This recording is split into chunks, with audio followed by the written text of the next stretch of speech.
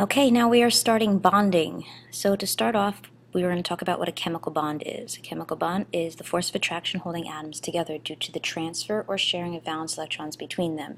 Now we talked about valence electrons and how atoms want to have 8. So in order to do that, they will react. Atoms will react in a way that will make them more stable. They will either gain, lose, or share electrons. Gaining or losing, that's what transfer is. And then once they've done so, they have combined chemically to make a new substance. Take a second, pause this, copy this stuff down. We will go over what these are in a few minutes. This is called Lewis structures. Okay, next up, diatomic elements. Some of you have asked me about this in the past because of, I think it was the alien periodic table it came up on. They're elements whose atoms, when found in nature, are always attached in pairs. So you're never going to see just one hydrogen atom or any of the others listed here. They're always going to be bound to each other. So that's why it says H2, O2, N2, F2, Cl2, I2, Br2. It's each one of these elements, they are found bound to each other. Important fact or important information that I don't have written down on any slide, this little number that is below, you're going to see it a lot more. I'll talk about it more when we go into writing chemical formulas, but right now I want you to know that this is a subscript, S-U-B script, sub like submarine because it's below. All right, you'll be hearing me say that a couple times during this. All right, so what part of the atom is involved in bonding? Be specific. I want you to write this down in your notes. Do so right now. So in a full sentence, tell me which part of the atom is involved in bonding. Pause, write it down, and then come back. All right, moving on. Valence electrons, those are what are involved in bonding. This is all information that we've done already, but it's here if you want to copy it down or take a screenshot or whatever you'd like to do. I'm going to go on to the hints right now. So predicting group 1, and which are mostly alkali metals, has 1 valence electron. Group 2 has 2. Groups 3 through 12 can't be predicted. You need the oxidation number, which would be on a periodic table or is given to you by me. And groups 13 through 18, subtract 10 from the group number, and that gives you the number of valence electrons. Stuff we've talked about already. Okay, if you want to copy this, pause it. I'm moving on. The octet rule. All atoms want to have 8, the magic number, in their outer shells, except for hydrogen and helium. They only want 2 because they only have 1 shell, and 2 is the most that shell can hold. So what do you think happens if an atom does not have 8 electrons in its outer shell? I'm going to answer that. You don't have to answer it in your notes. An atom with less than 8 will most likely bond. We went over that just a couple slides ago, and we went over it before the test on periodic table. Okay, electron dot diagrams, also known as Lewis diagrams or Lewis structures. They're going to show the number of valence electrons an element has and how it can bond. That's what it's used for. So, if it has 1 valence electron, it has 1 dot. If it has 2, it has 2 dots. You know this based on either an oxidation number if it's a transition metal or what group it's in. So, the rules for electron dot diagrams. You start with 1 dot on top and then go I'm sorry, not on top. That should be on the right. Sorry. I'll put it in right now. On the right and then go clockwise, as you can see here. So the first one goes at 1, 2, 3, 4, 5, 6, 7, 8. That's the way it goes, like it or not.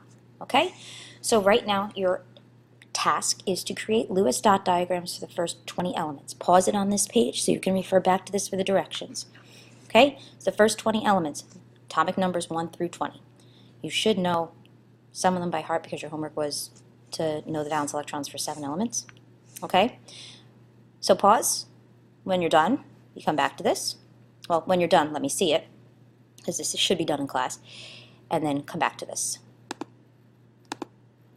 Ions. We know what ions are. They're atoms with an electrical charge due to a loss or gain of electrons. Anions are negative, cations are positive. In your notes, if you don't have this copied down already, I want you to copy this down, but also I want to know, after an ion has formed, what do you think its Lewis diagram would look like? Go ahead and copy that down. Write down your answer, and I will be going over that. Okay? Pause if you need to. I'm moving on. Which type of element would form a cation? Hopefully you remember that those are metals. And what type of element would form an anion? Non-metals except for noble gases. Because as you remember, noble gases do not form ions because they don't need any more valence electrons. They have a full shell. All right, moving on. Ionic bonds. This bond is also known as the stealing or taking bond. An ionic bond is going to form because of the electrical attraction between anions and cations. So, when valence electrons get transferred, one will then be positive, the other will be negative, and that positive and negative opposites attract is what keeps them together. Sodium chloride, which is making up table salt, which is what makes up table salt, that stays together because of an ionic bond. It always occurs because of a metal and a nonmetal, or polyatomic ions. Polyatomic ions look like chemical compounds because they're made up of several atoms. The problem is it doesn't have an overall charge of 0. There's going to be a positive or a negative. I will go more into polyatomic ions in a little bit, but polyatomic ions are going to have ionic bonds. Okay? You could say that water is an ionic compound because it has an H plus and OH negative, and we could say H has metal-like qualities, O has non-metal qualities. All right, I'm going to move on to covalent bonding. It's another type of bonding. This is the sharing bonding. So the other one was stealing, this one's sharing. Electrons are shared between elements. Covalent bonding involves nonmetals only. So the electrons are going to, as it says here, spend time between the two nuclei. So this is 2 hydrogen atoms, and they are sharing their 2 nuclei. Usually they'll spend most of their time in the clouds between the 2 nuclei. So it's a little bit more positive here, okay? Protons and the shared electrons attract one another. The attraction is based on the covalent bond, as it says right here. Okay, covalent sharing.